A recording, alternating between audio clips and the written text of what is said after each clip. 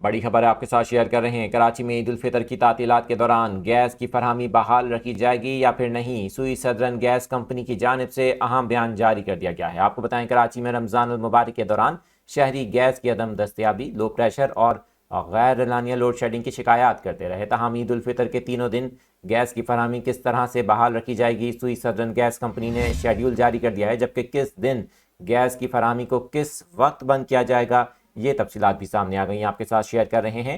آپ کو بتائیں کہ کراچی والوں کے لیے عید کی تعطیلات کے دوران گیس کی فراہمی کے حوالے سے سوئی سدرن گیس کمپنی نے شیڈیول جاری کیا ہے۔ شیڈیول کے مطابق چاند رات سمیت عید کے تینوں دن گیس کی سپلائی کو بلا تعطل جاری رکھا جائے گا۔ پورے پریشر کے ساتھ گیس دستیاب ہوگی۔ شہر کے تمام علاقوں میں گیس کی فراہمی کو یقینی بنایا جائے گا۔ تاہم یہ بھی بتایا گیا ہے کہ عید کے تیسرے دن رات 12 بجتے ہی گیس کی فراہمی کو بند کر دیا جائے گا، جبکہ صبح 5 بجے اسے بحال کیا جائے گا۔